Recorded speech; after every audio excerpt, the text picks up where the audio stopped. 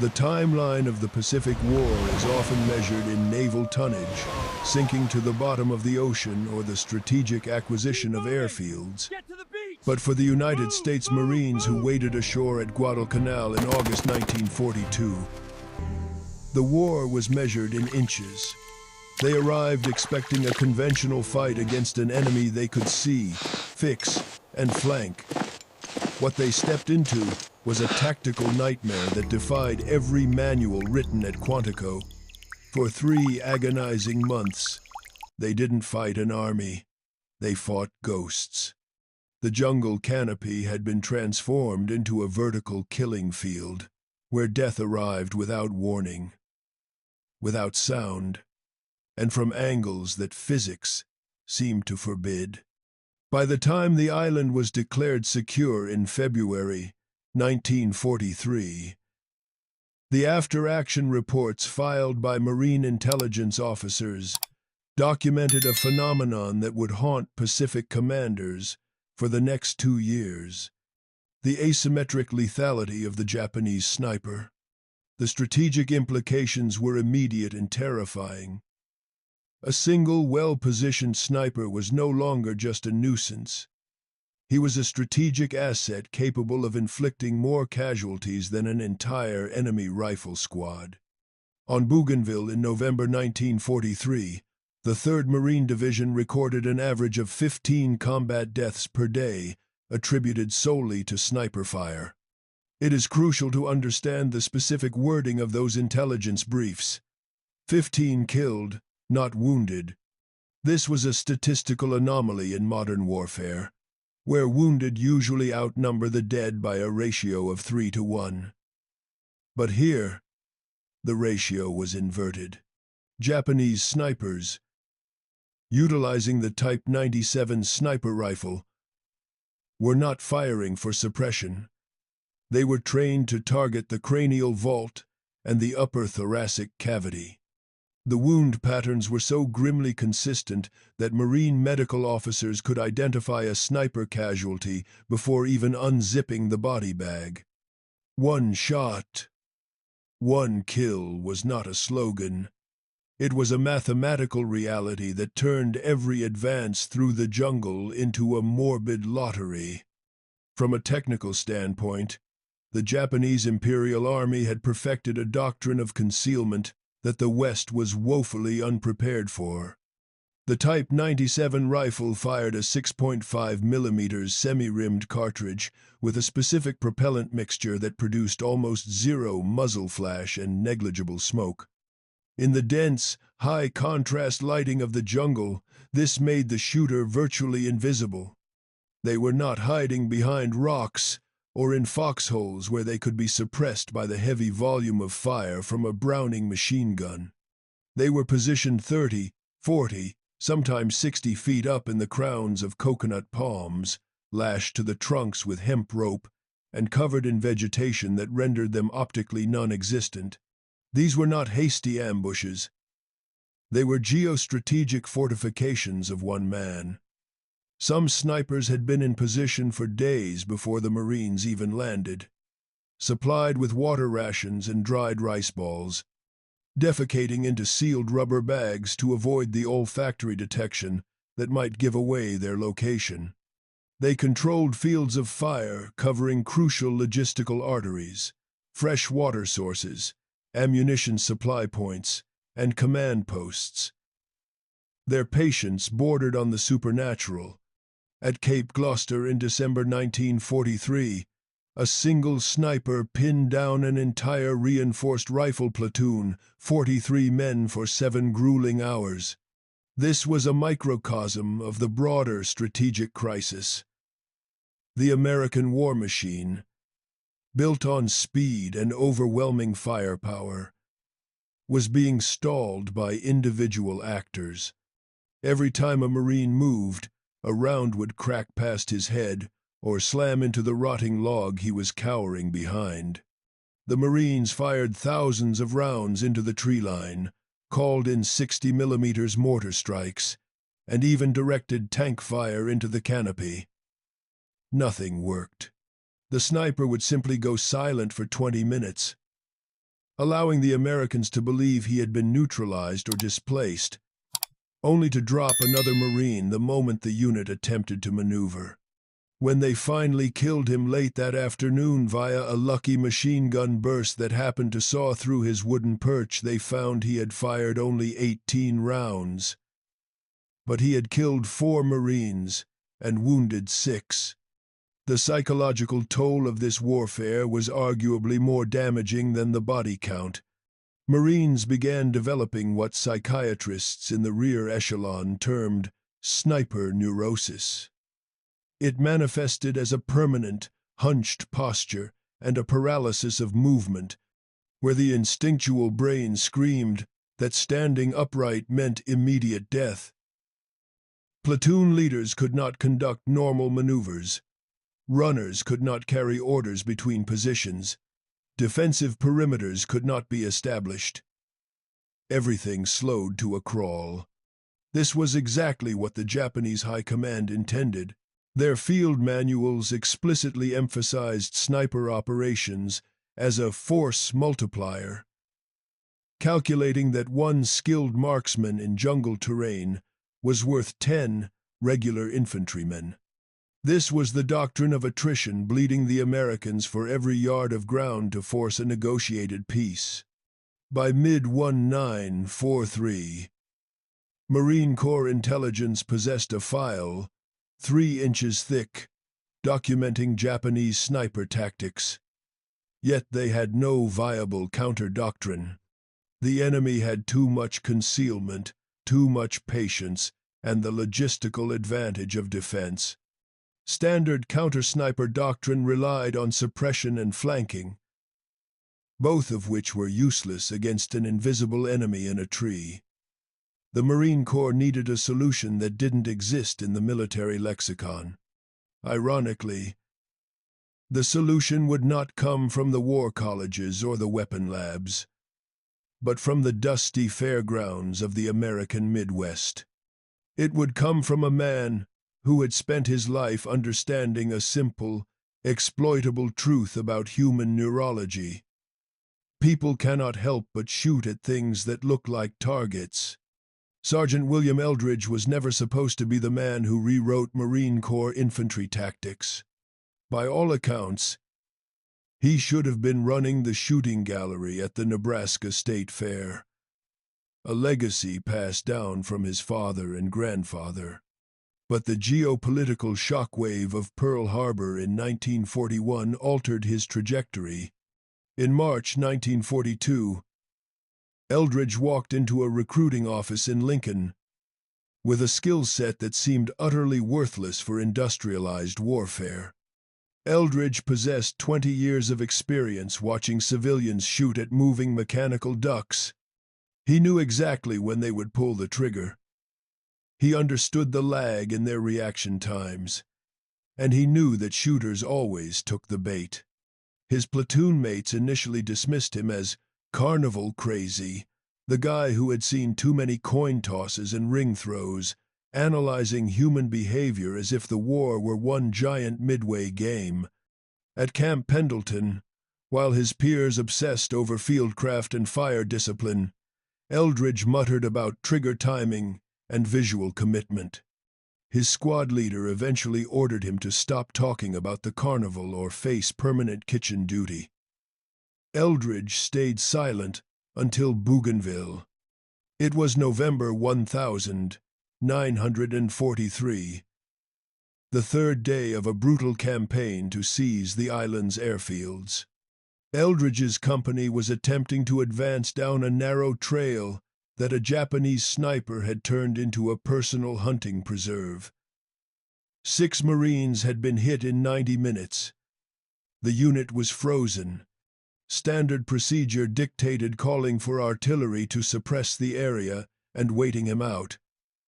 But artillery in the jungle was a blunt instrument against a precision target.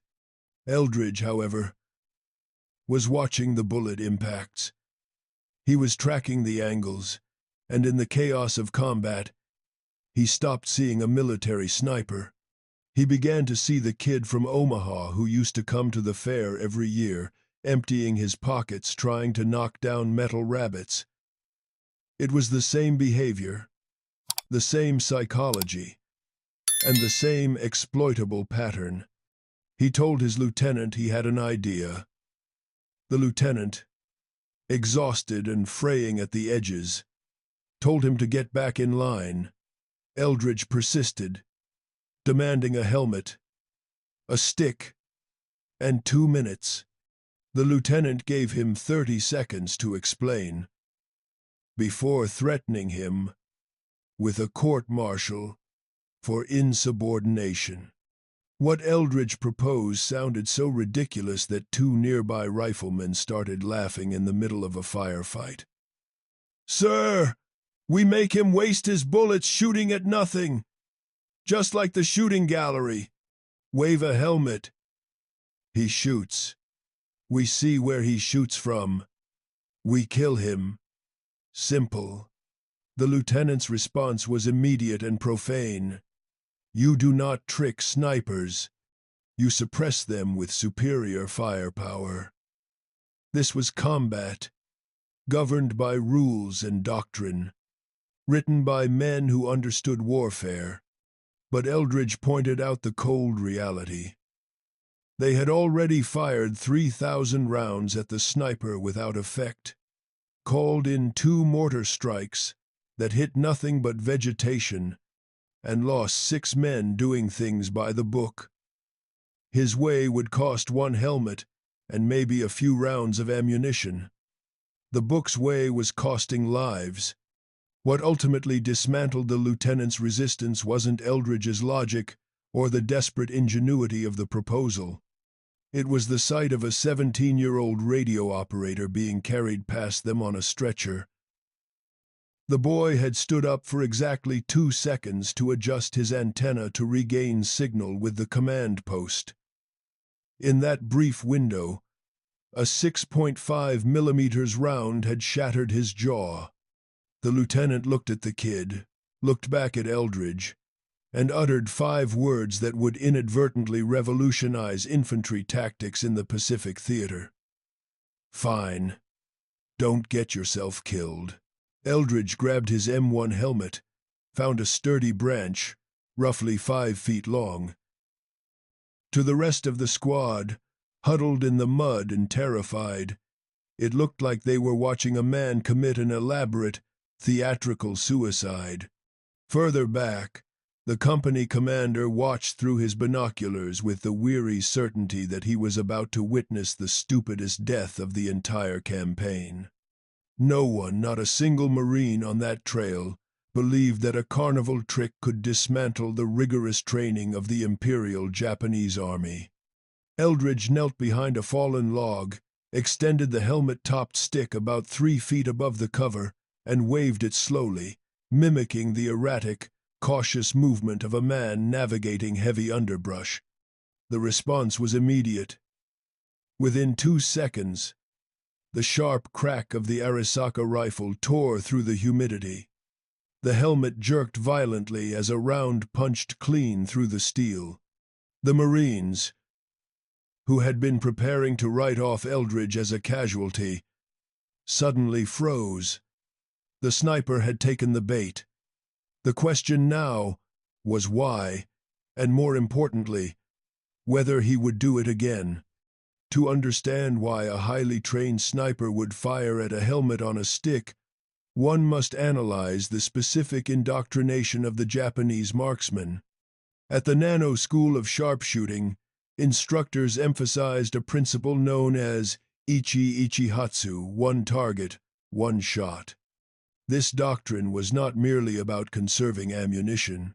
It was about maintaining psychological dominance through speed. A sniper who observed an enemy helmet moving through vegetation and failed to fire was allowing that enemy to advance, to flank, and potentially to spot the sniper's own hidden position. The tactical manual captured later at Saipan was explicit. Delay equals detection equals death. When a target presents itself, the shooter engages. Hesitation was not viewed as tactical patience. It was viewed as a failure of spirit. However, this doctrinal reflex collided with a biological reality that no instructor at the nano school had accounted for: the limits of the human visual cortex. When a helmet appears above cover, moving at roughly 2 miles per hour, the speed of a careful combat advance, the brain processes the image as threat in a cascade that takes approximately 6 seconds to fully reach the conscious mind. This is the time required for visual information to travel from the eye through the occipital lobe to the motor cortex, and finally to the trigger finger. 6 seconds is an eternity in combat. To compensate, snipers are trained to bypass the conscious mind. They operate on pure, conditioned reflex. This is where Eldridge's carnival experience provided an asymmetric advantage that Marine Corps doctrine had completely missed. At the shooting gallery in Nebraska, Eldridge had watched thousands of civilians shoot at mechanical ducks moving on tracks. He noticed that everyone, regardless of skill level, took multiple shots, even when they knew the targets were fake. It wasn't about being fooled. It was about neurological commitment.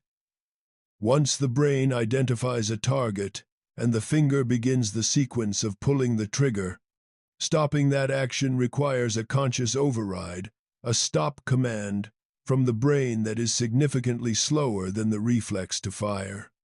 Eldridge waved the helmet again. He changed the angle and the height. Another crack. Another hole. The sniper was now locked into a behavioral loop, hardwired into his nervous system by years of drilling. Target visible equals fire weapon.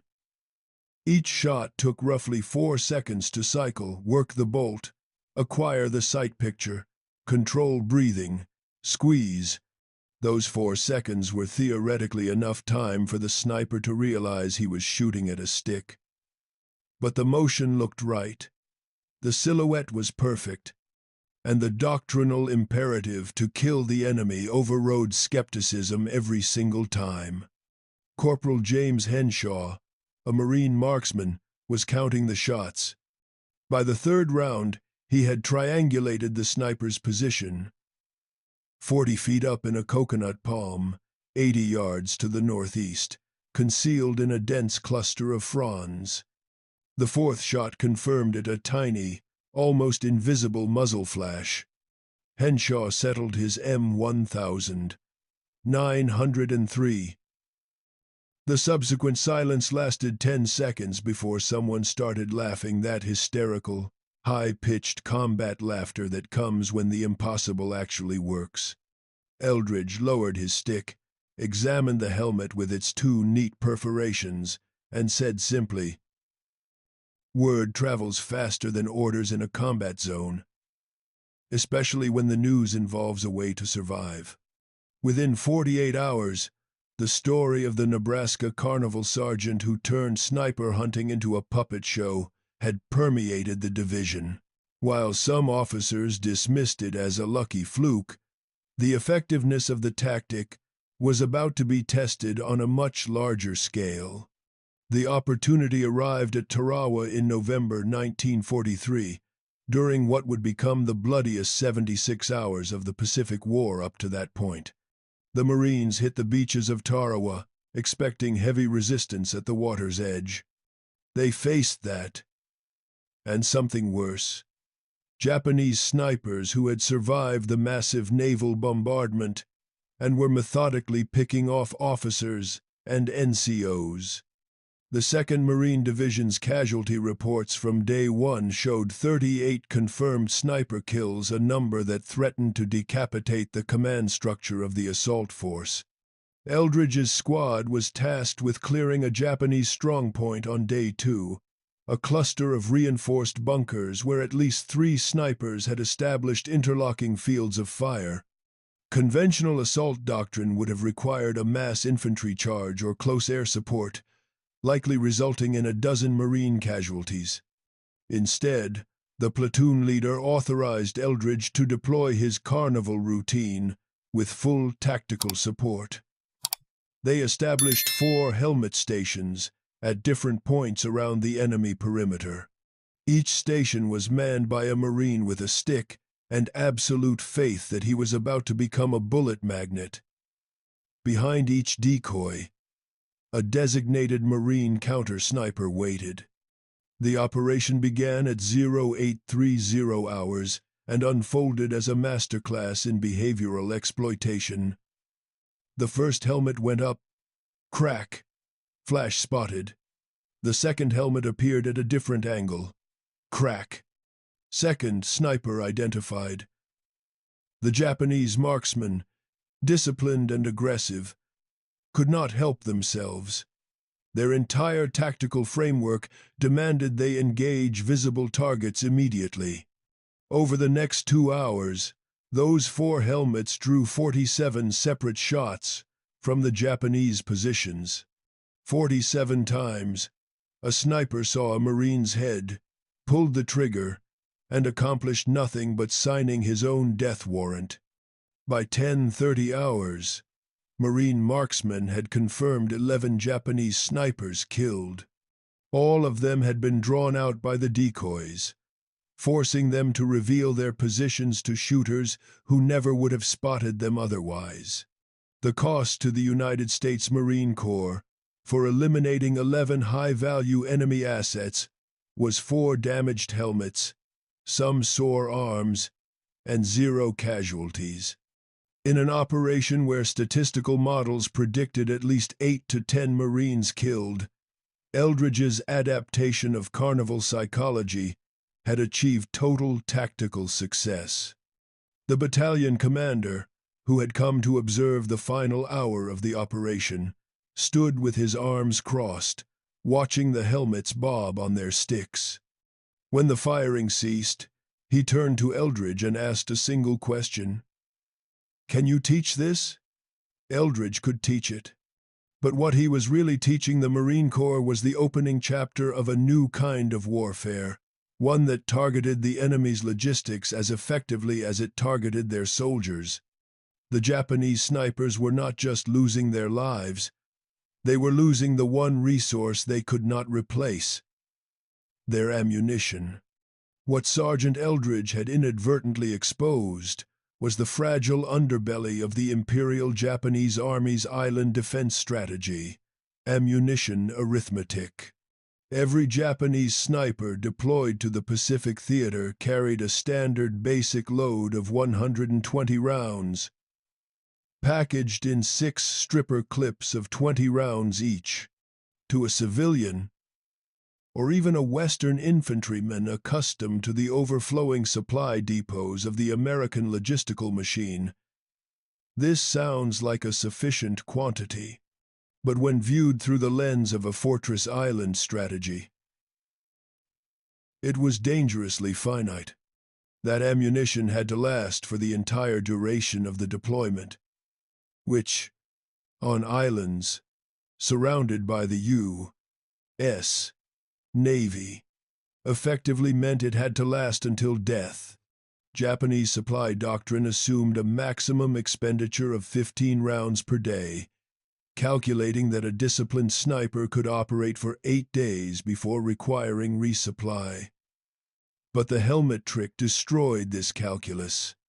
In a single afternoon, Eldridge's carnival game could force a sniper to burn through 50 rounds. Marine intelligence first documented the catastrophic impact of this accelerated consumption in January 1944, following the capture of a sniper position on New Britain. Inside the nest, alongside the body of the marksman, they found his ammunition pouch containing only 7 rounds and a handwritten note tucked into the canvas lining. A captured Korean laborer translated the scribbled characters for the intelligence officers. 17 days. No resupply. Conserve or die useless. That note made its way up the chain of command to division intelligence, sparking a realization that should have been obvious from the start. Japanese logistics were collapsing. By 1944, the Pacific War had become a war of strangulation. American submarines were systematically shredding the Japanese merchant marine, severing the arteries that connected the home islands to their garrisons. A sniper on a remote atoll who wasted 47 rounds shooting at helmets on sticks wasn't just ineffective, he was operationally bankrupt. The numbers told a brutal story of resource depletion. If a sniper engaged 4 helmet decoys for 2 hours, conservatively firing 12 shots per decoy, he expended nearly half of his total ammunition supply in a single morning. He was now left with roughly 70 rounds. Yet he was already weeks behind the resupply curve, because his commanders had assumed those bullets would last for days, not minutes. And there was no resupply ship coming. The horizon belonged to the U.S. Navy. This enforced scarcity triggered a psychological transformation in the enemy that Marine forward observers began to notice by February 1944. Japanese snipers, previously aggressive to the point of recklessness, were becoming hesitant. This wasn't the tactical hesitation of a hunter waiting for the perfect shot. It was the panicked hesitation of a soldier terrified of running dry. The helmet trick had weaponized the Japanese soldier's own code of honor against him.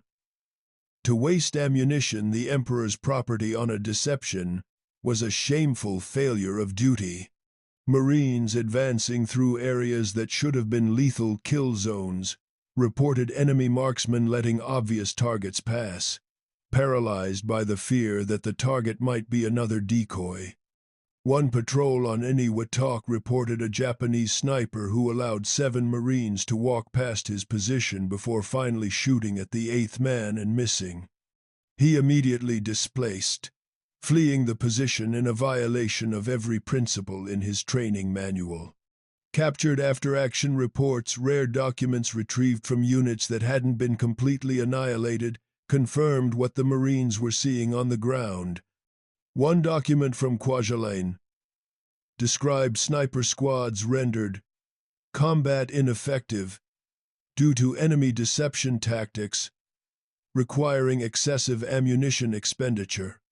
Another from Saipan reported snipers abandoning their hides after expending 70 rounds with negligible enemy casualties achieved.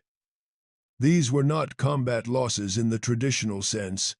These were soldiers who were still alive, still armed, but functionally useless because they had been tricked into emptying their magazines at ghosts. The helmet trick had effectively starved them of the ability to fight without cutting a single supply line. A sniper with 20 rounds left was no longer a force multiplier. He was just a frightened rifleman stuck in a tree, watching the American war machine roll past him while he hoarded his last clip for a desperate final stand that would ultimately change nothing. Marine casualty reports began to reflect this shift statistically. Confirmed sniper kills per battalion dropped from an average of 12 per day in late 1943 to 7 per day by April. 1,944 inches comparable island assaults. The Japanese snipers hadn't forgotten how to shoot. They had simply been priced out of the war by a carnival trick that cost the Marines nothing but scrap metal. However, military institutions do not typically adopt tactics invented by carnival workers, especially when those tactics sound like something a desperate squad improvised 5 minutes before being overrun. The United States Marine Corps runs on doctrine, field manuals, and training procedures developed by men with academy credentials and staff college diplomas. There is a natural, bureaucratic resistance to street smarts that haven't been peer-reviewed. But by January 1944, The casualty data was forcing some uncomfortable admissions at Headquarters Marine Corps. Traditional counter-sniper operations fire and maneuver were failing. Eldridge's helmet trick was working. And in war, effectiveness eventually overrules pedigree. The formal standardization process began in February 1944 at Camp Pendleton, where Marine Corps schools convened a working group on counter-sniper tactics. They brought in Sergeant Eldridge. Now, wearing a bronze star he privately thought was ridiculous, and asked him to demonstrate his technique to a room full of skeptical field-grade officers. These were men who had spent their careers studying Clausewitz and Mahan, viewing warfare through the lens of established military theory. What they saw was a Nebraska sergeant waving a helmet on a stick while explaining sight picture acquisition and trigger psychology using carnival terminology that existed in no field manual. Half the room thought it was an embarrassment to the Corps. The other half, mostly officers who had recently rotated back from the Pacific, thought it might save thousands of lives. The resulting compromise was typical of military bureaucracy. They would adopt the tactic, but they would dress it up in proper doctrinal language to make it respectable. The official training manual released in March 1944 did not call it Eldridge's helmet trick. It was titled Decoy-Initiated Counter-Sniper Protocol.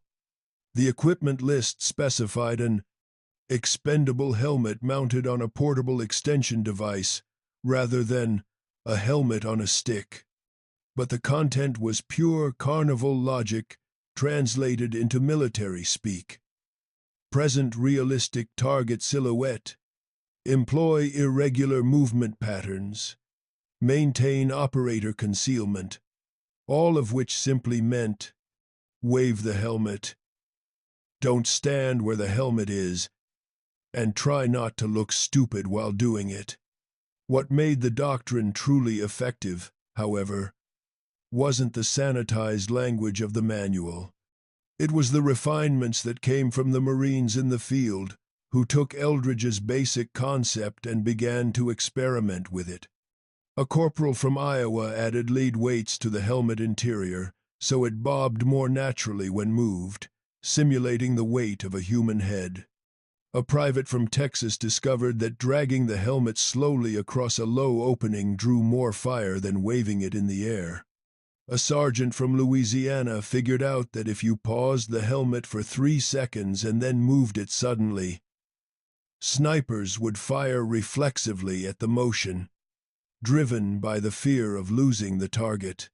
Within 2 months, rifle companies were developing their own regional variations, each one exploiting some specific aspect of human visual response.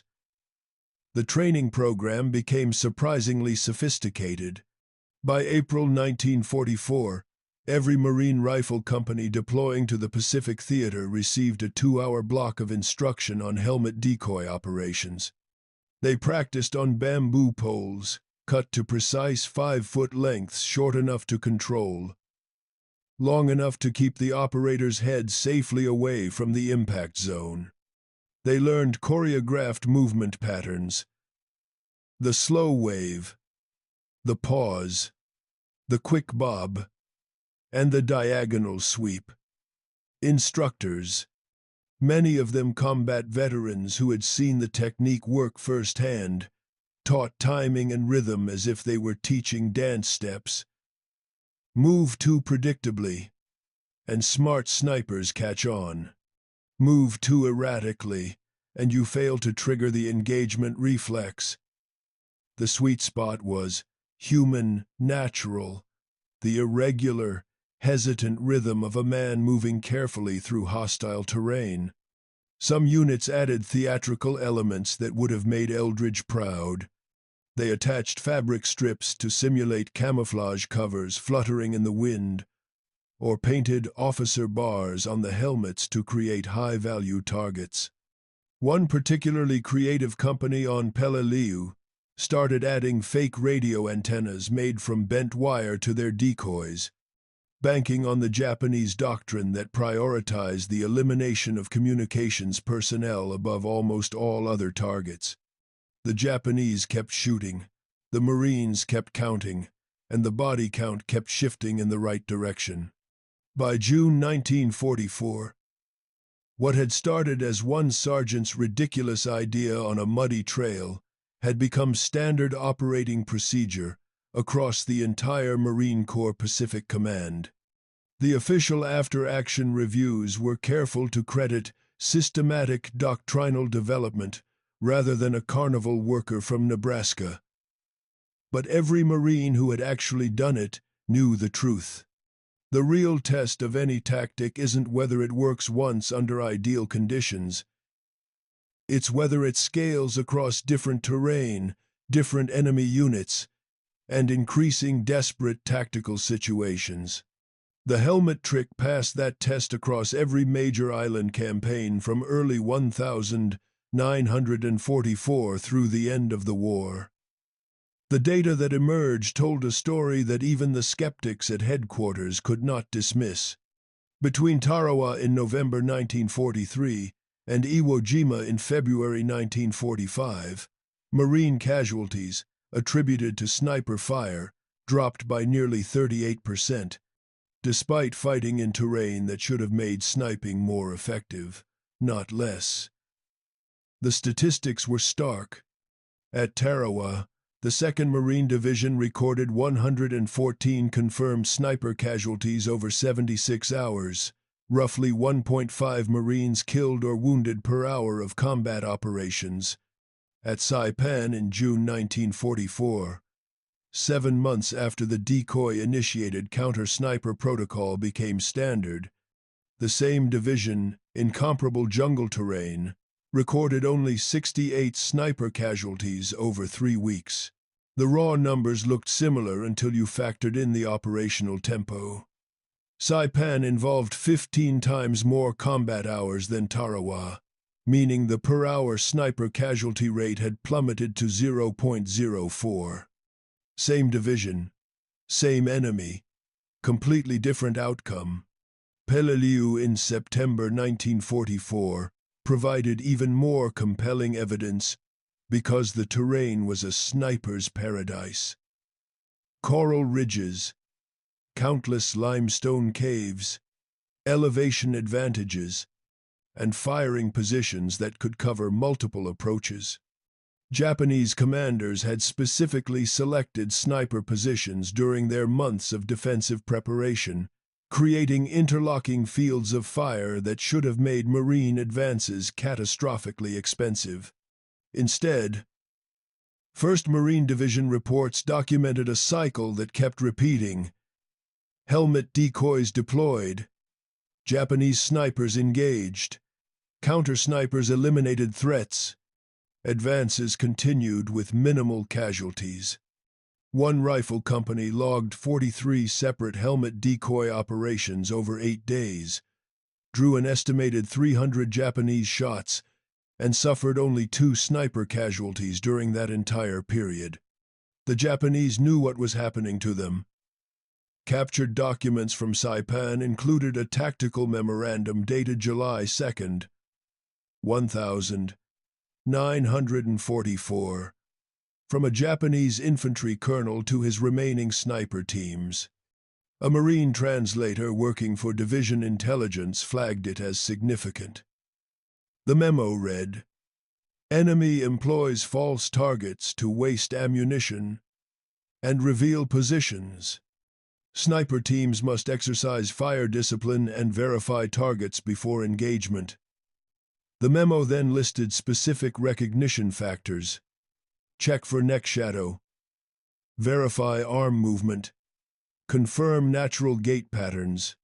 It was a desperate attempt to counter-program the reflexive target engagement that Japanese doctrine had spent years drilling into their snipers.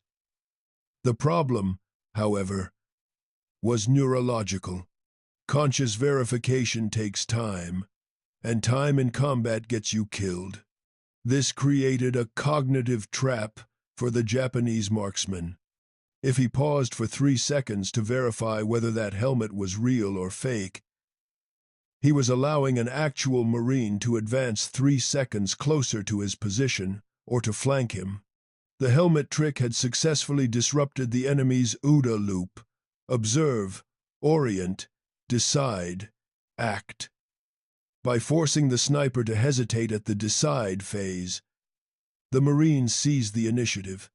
Japanese field commanders were trapped between 2 fatal options: shoot reflexively and waste precious ammunition on decoys, or hesitate and allow the enemy to overrun their position.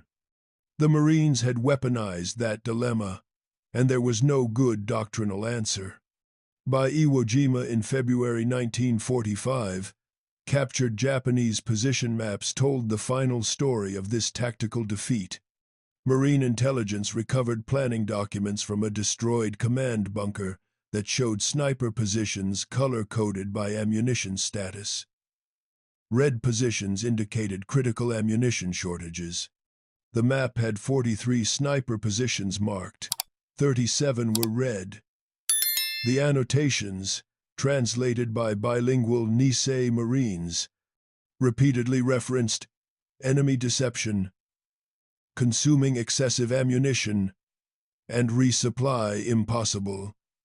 These were positions still occupied by living Japanese snipers who had been reduced tactical irrelevance because they had shot at too many helmets. Division medical officers later estimated that if sniper casualty rates had remained at Tarawa levels through Iwo Jima, the Marine Corps would have suffered an additional 4,000 sniper-related casualties across the island campaigns. 4,000 Marines who came home instead of dying to an invisible enemy. All because one carnival worker understood that shooters always take the bait. Eldridge made it through Okinawa in the spring of 1945, which statistically shouldn't have happened. The 10th Army suffered over 65,000 casualties during 82 days of fighting, making it the bloodiest campaign of the Pacific War. Eldridge's company took 68% casualties, which meant he watched most of the men he had trained and fought alongside get killed or evacuated. He spent those final months of combat doing the same thing he had been doing since Bougainville: waving helmets on sticks, teaching new replacements, the carnival tricks, and trying not to think about how something that seemed so obvious to him had somehow become revolutionary military doctrine. When the war ended in August 1945, Eldridge was a staff sergeant with a Bronze Star, 2 Purple Hearts from wounds he barely remembered getting, and a service record that vaguely mentioned his innovative, tactical contributions to counter-sniper operations. He was processed out at Camp Pendleton in October, received his discharge papers, and took a bus back to Lincoln, Nebraska. His father picked him up at the station, asked how the war was, and Eldridge said what almost every combat veteran says: "Fine.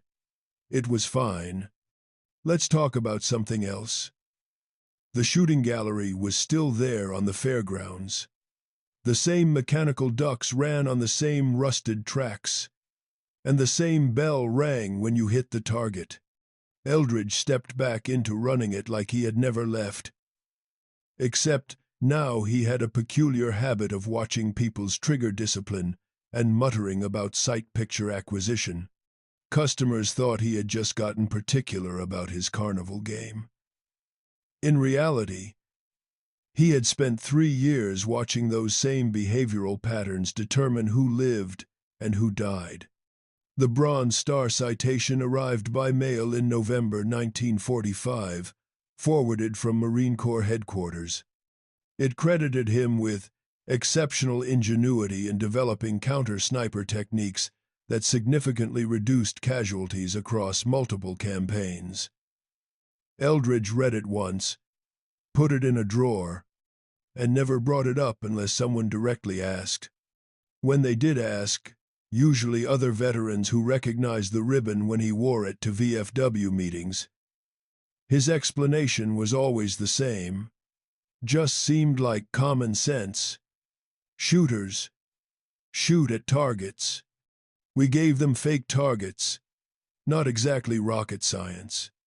But it was rocket science, or at least behavioral science, neurology, and tactical psychology wrapped up in carnival intuition.